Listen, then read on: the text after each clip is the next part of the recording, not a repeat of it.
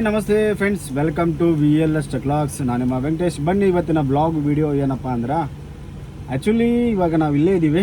ಎಲ್ಲ ಅಂತ ಹೇಳ್ತೀನಿ, ಇದನ್ನು ಸಪ್ರೇಟಾಗಿ ವಿಡಿಯೋ ಮಾಡಾಕ್ತಾ ಇದ್ದೀನಿ. ಬಟ್ ಯಾಕಂದರೆ ಇದನ್ನು ನೋಡೋರಿಲ್ಲ, ಇದು ನೋಡಲಿ ಅಂತಂದು. ಸೊ ಏನಪ್ಪ ಅಂದ್ರೆ, ಮೊನ್ನೆ ನಾವು ಪುತ್ತೂರಿಂದ ನಾಗ್ಪುರಿಂದ ಹೈದರಾಬಾದಿಂದ ಬೆಂಗಳೂರಿಂದ ಮಂಗಳೂರಿಗೆ ಎಲ್ಲ ಹೋಗಿ ಅಂದರೆ ಕಟ್ ಟ್ರಿಪ್ ಮಾಡಿದ್ವಿ. ಲಾಂಗ್ ಏನು ಡೈರೆಕ್ಟಾಗಿ ತುಂಬಿಲ್ಲ. ಅಂದರೆ ಕಟ್ಟಕ್ಕೆ ಅಂದರೆ ಎಷ್ಟು ಬಾಡಿಗೆ ಚೆನ್ನಾಗಿದೆಯೋ, ಏನು ಲಾಸ್ ಆಗುತ್ತೋ ಲಾಭ ಆಗುತ್ತೋ ಅನ್ನೋದು ಈ ವಿಡಿಯೋದಲ್ಲಿ ಅರ್ಥ ಆಗುತ್ತೆ ನಮಗೆ. ಬನ್ನಿ ಹೇಳ್ತೀನಿ ಒಂದೊಂದು ಬಾಡಿಗೆ ಎಷ್ಟಿದೆಪ್ಪ ಅಂದ್ರೆ. ಒಂದನೇದಾಗಿ ಪುತ್ತೂರಿಂದ ನಾನು ನಾಗ್ಪುರಿಗೆ ತುಂಬಿದ್ದು 65,000 ರೂಪಾಯಿ ಬಾಡಿಗೆ. ನೆಕ್ಸ್ಟು ನಾಗ್ಪುರಿಂದ ಹೈದರಾಬಾದಿಗೆ ತುಂಬಿದ್ದು 36,000 ರೂಪಾಯಿ ಬಾಡಿಗೆ. ಹೈದರಾಬಾದ್ ಟು ಬೆಂಗಳೂರು 28,000 ರೂಪಾಯಿ ಬಾಡಿಗೆ. ಬೆಂಗಳೂರು ಟು ಮಂಗಳೂರು 28,700 ರೂಪಾಯಿ.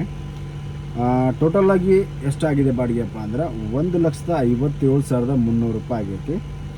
ಸೊ ಮತ್ತೇನಪ್ಪ ಅಂದ್ರೆ, ಟೋಟಲಾಗಿ ನಮಗೆ ಟೋಲ್ ಅಮೌಂಟ್ ಅಂದರೆ ಟೋಲ್ ಎಷ್ಟು ಹತ್ತಿದ್ದಾವೆ ಅಂದ್ರೆ, ಟೋಟಲಾಗಿ 48 ಟೋಲ್ ಹತ್ತೇವೆ. 48 ಟೋಲಿಗೆ ಎಷ್ಟು ಅಮೌಂಟ್ ಆಗುತ್ತಪ್ಪ ಅಂದ್ರೆ 14,342 ರೂಪಾಯಿ ಟೋಟಲ್ ಅಮೌಂಟ್, ಅಂದರೆ ಟೋಲಿನ ಅಮೌಂಟ್. ಮತ್ತು ಡೀಸೆಲ್ ಎಷ್ಟು ಲೀಟ್ರ್ ಕುಡ್ದದಪ್ಪ ನಮ್ಮದು ಗಾಡಿ ಹಿಂಗೆ ಹೋಗಿ ಬರೋಕಂದ್ರೆ, ಡೀಸೆಲ್ಲು ಬಂದು ಟೋಟಲಾಗಿ ಡೀಸೆಲ್ಲು 859.58 ಪಾಯಿಂಟ್. ಮತ್ತು ನೆಕ್ಸ್ಟ್ ಡೀಸೆಲ್ ಅಮೌಂಟ್ ಎಷ್ಟಪ್ಪ ಅಂದ್ರೆ 76,700 ರೂಪಾಯಿ ಕೊಡ್ದದು ಡೀಸೆಲ್.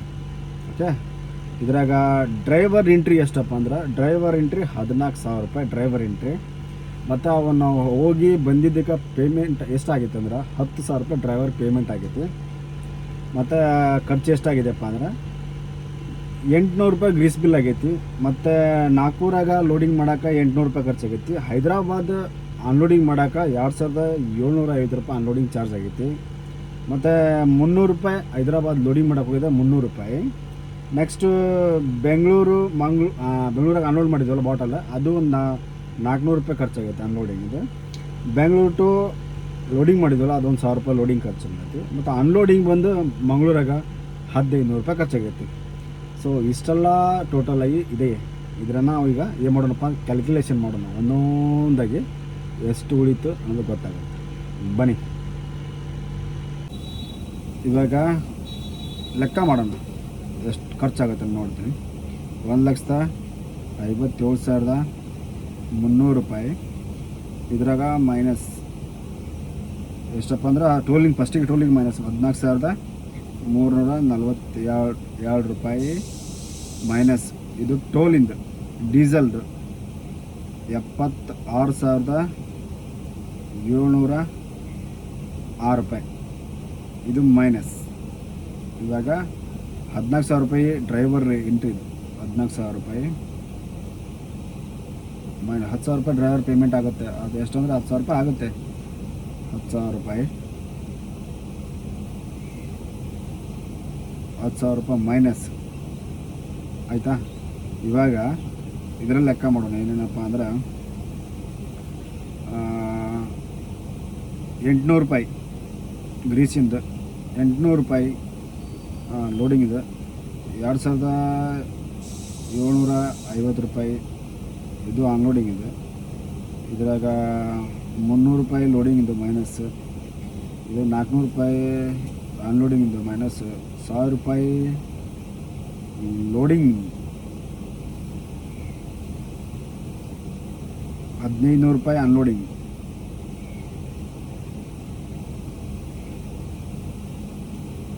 ಉಳಿದಿರೋದು ಎಷ್ಟಪ್ಪ ಅಂದ್ರೆ 34,000 ರೂಪಾಯಿ.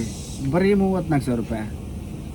ಎಷ್ಟು ನಾವು ಎಲ್ಲ ಈಗ ಡ್ರೈವರ್ ಇಟ್ಕೊಂಡು ಓನರ್ ಮೇಂಟೆನೆನ್ಸ್ ಮಾಡಿದರೆ ಓನರ್ಗೆ ಉಳಿಯೋದು ಎಷ್ಟು 34,000 ರೂಪಾಯಿ ಲಾಸ್ಟ್. ಎಷ್ಟು ಅಂತಂದ್ರೆ 13 ದಿನ ನಾವು ಹೋಗಿದ್ವಿ. ಟೈಮ್ ವೇಸ್ಟ್ 13-14 ದಿನ ಟೈಮ್ ವೇಸ್ಟ್ ಆಗೈತೆ ನಮ್ಮದು. ಯಾಕಂದರೆ 2-3 ದಿನ ಅಲ್ಲಿ ಗಾಡಿ ಒಂದಿನ ಖಾಲಿ ಮಾಡೋಲ್ಲೇ ವೇಸ್ಟ್ ಆಯಿತು, ಒಂದಿನ ಲೋಡಿಂಗ್ ಮಾಡೋಲ್ಲಿ ವೇಸ್ಟ್ ಆಯಿತು, 2-3 ದಿನ ಟೈಮ್ ವೇಸ್ಟ್ ಆಯಿತು. 13-14 ದಿನದ ಲೆಕ್ಕ ಇದು. ಈ ಥರ ತಿಂಗಳದ ಒಂದು 2 ಟ್ರಿಪ್ ಹೊಡೆದ್ರೆ ಎಷ್ಟು ಉಳಿಬೋದು? ಒಂದು 70,000 ರೂಪಾಯಿ ಉಳಿತದೆ ಓನರಿಗೆ.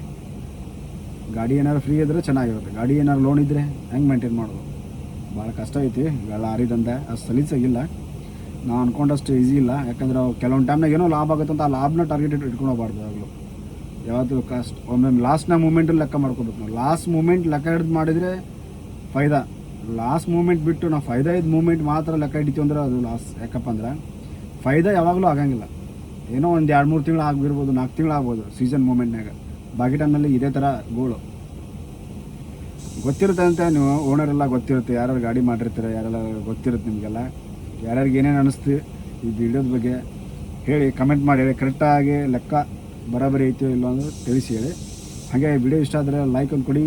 ಹಾಗೆ ಅದೇ ಹೇಳಿದಿಲ್ಲ, ಸಬ್ಸ್ಕ್ರೈಬ್ ಒಂದು ಮಾಡೋದು ಮಾತ್ರ ಮರಿಬೇಡ್ರಿ.